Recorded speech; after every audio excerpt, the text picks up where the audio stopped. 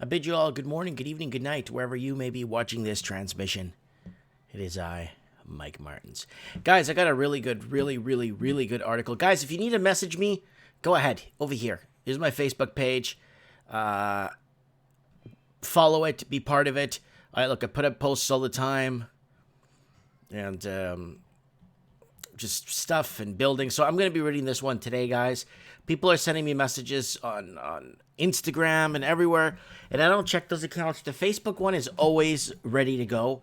For some weird reason, it's always there, and it always, it's a page that I guess I go back to. This is a really important article. This is so important because this one actually mathematically breaks down the ghost home scenario or the ghost home situation that we are dealing with here in Canada. So again, you go to my YouTube channel. It's the same song, story, and dance and remix every time. Why? Because nothing's being done about it. No one's fixing the problems. So if you go back here to trends in the housing market, it goes back almost 3 years worth of episodes. And then housing crisis, I just did one here that's relevant to this, so we'll touch on it right now. Well, good morning. It basically states that tons of new apartments are being built and that almost no one could afford. I covered this on trends in the housing market, not this article, but I talked about this about a week and a half, 2 weeks ago, about why does Canada have the highest construction rate in its history, building homes, and no one could afford to buy them. Well, if you watch that, you'll know why. So let's go back here. Ghost homes across Canada, a decade of change in 150 cities. So it already has 503 shares, and it's floating around. I sent this to a couple of people that message me here, and they keep messaging me here on Facebook.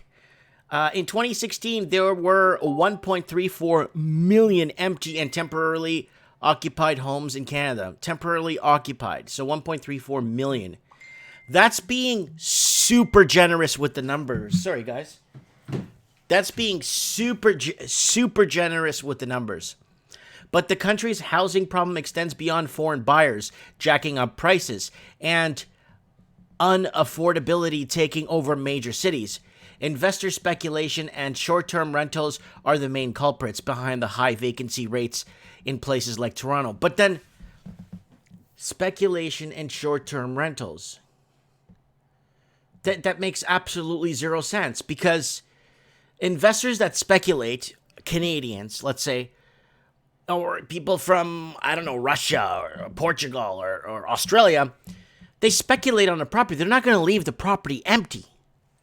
Well, why would they leave the property empty for months and years on end? In places like Toronto and Vancouver and many other cities across the nation, decreasing populations combined with fluctuations in local economies are also contributing to the spike in the number of vacant homes. Okay, people are leaving the cities because they can't afford to live in them no longer. A lot of people didn't choose to leave and pick up everything and to go start over in a smaller town or a more affordable place because they felt like it. 8 or 9, or was it 10 million people did not leave the state of California in the last 10 years because they just felt like trying something new. No, that's not the case. There's something more happening, In 2001, the government first started collecting data on occupied dwellings. 7.8% of homes in Canada were vacant. In 2006, that's in 2001, almost 8% of homes in Canada were vacant. In 2006, the vacancy rate had increased to 8.4%. By 2016, it has reached 8.7%. More than 66,000 homes are sitting empty in Toronto, Ontario, and around 64,000 vacant homes are spread across Montreal, Quebec, Calgary, Alberta, Ottawa, Ontario, and Edmonton, Alberta, all have more than 20,000 vacant properties. Of Canada's largest cities, Vancouver, BC, has the highest share of empty dwellings. Its 8.2 rate translates into the 25,000 vacant homes. Okay, but we got a different number here. So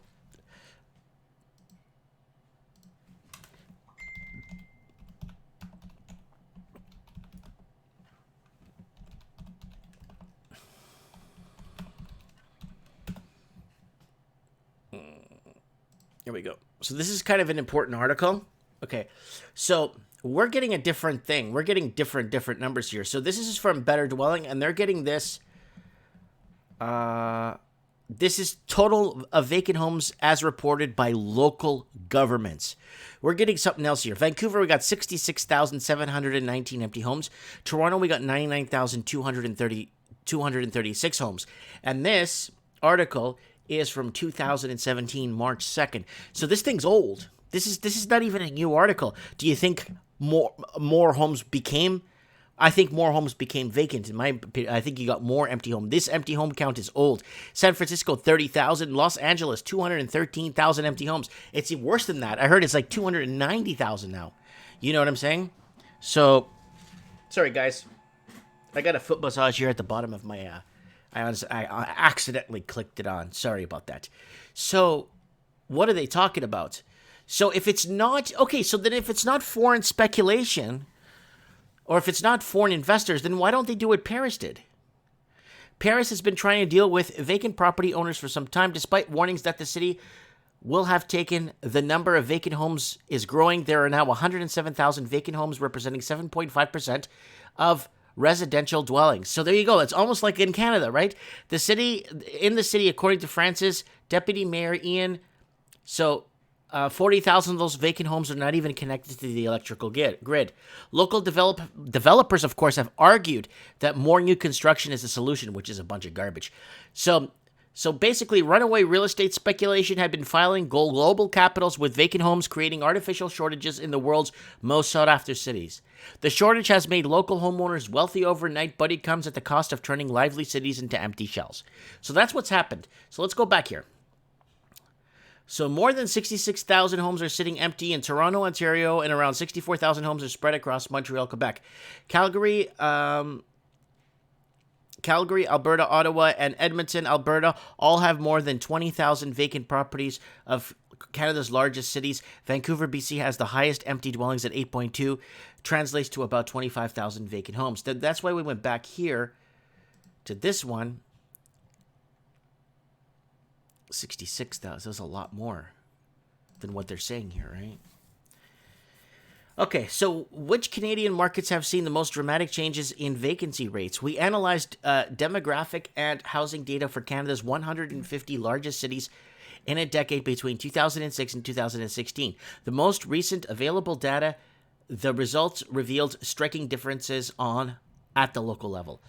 Of Canada's 10 largest cities, Winnipeg, Manitoba saw the biggest jump in the number of empty homes at 42.7%, followed by Montreal, 36.3%, and Edmonton, Alberta, 32.5%. The number of empty dwellings in Vancouver went up 9.6%, where the vacancy rate in Toronto, Ontario, actually decreased by 4.7%.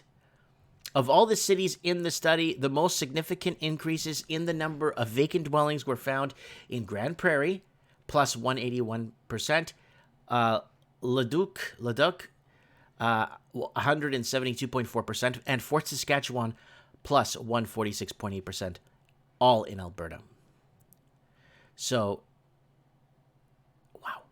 The biggest drops in the number of empty homes were noted in Ajax, Ontario, 53.1%, Burlington, Ontario, 52%, and Port Moody, BC, 50%.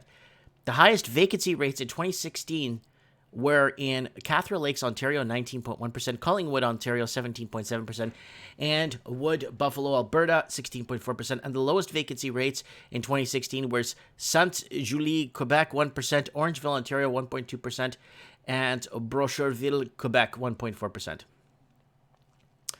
For the complete list of cities and data points, refer to the table in the study that filters the rank by cities. In BC, North Cowichan and Port Moody see the largest changes in vacancy rate. Here it is. So when you obviously go here, I think it's better when you go into the green, right? So if you look at here, you look along the coast where all the nice weather is, it's completely... Then you get up to Port Moody, and then things start to get a little bit better, right? Here's the prairies here. In Alberta, we have spikes in vacancy rates. So we got Grande Prairie, Leduc, Alberta. Wow, these ones are getting hammered pretty hard. Then when you go to here, they're not that bad, right? And then when you go down here, Quebec, change in number of vacant dwellings here it is, right here. Then you got, I can't even read those places. And in green here, they get better. So, and then there's Ontario. So you got North Bay, Milton, Waterloo, Belleville, Bedford, West Wimblebury. So those are the ones. Where's Toronto? Georgia. Da, da, da. Toronto's still in the blue-red, kind of like okay, but it's at negative 4.7%. So they did see a decrease. So it doesn't look that bad. North Bay, Milton, Waterloo, Belleville, Bedford. Then Atlantic Canada, you got, wow. See, you got a lot of vacant homes in St. John's and Cape Breton and Montcalm. A lot of people tell me that it's a lot of forward investing that's happening there. And here it is. So this is the changes in population and vacancy rates in Canada's 150 big cities. This is a beautiful, well-written thing, man. This is really good. So here we go. West Vancouver population. So you're seeing, wow, changes in population. Montreal, Saskatoon. So if you look at here, you'll see the difference in population. So Sherbrooke, Quebec, seen an increase. Why? Maybe because that people are finding more affordable areas too. So if we have so many vacant properties, who owns these properties? We were told right at the beginning of the article that we cannot blame foreign investing. So we're not. So who do we blame?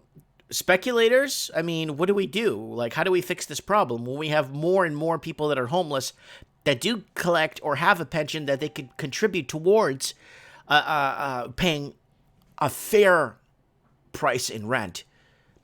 Then it will be okay. A fair price in rent, not these jacked up, crazy, over-the-hill rents that people are paying. You know what I'm saying? So something needs to give somewhere, somehow. But the amount of vacancy rates, in my opinion, is going to get a lot worse before things get better, unless they start putting in controls here. And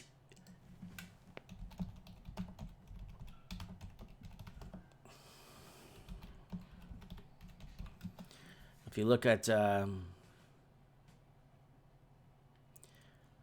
Canada will be in a recession if it wasn't for money laundering.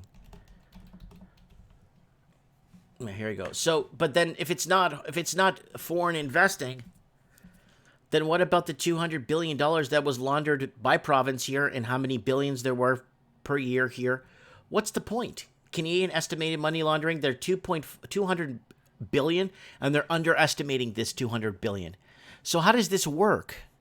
Why does this work like this? Why is this being allowed? And now the RCMP or whatever scrapped their crime investigations unit.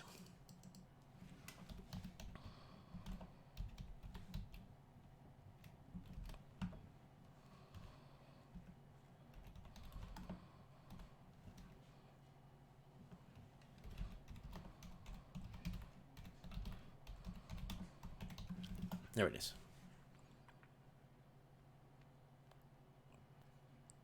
I'm just trying to see if I can find. Man, they scrapped their finance crimes division. See if I can find it here real quick.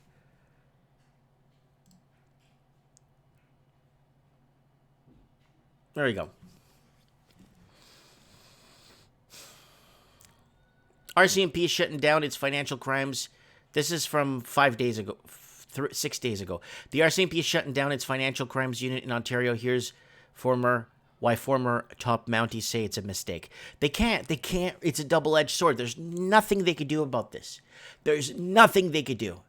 Because if they take these guys, these big guys out that are bringing in this money, it's going to put Canada in a recession. So it goes back to this article that I read, that Canada would be in a recession if it Canada would be in a recession without money laundering. And same thing, London.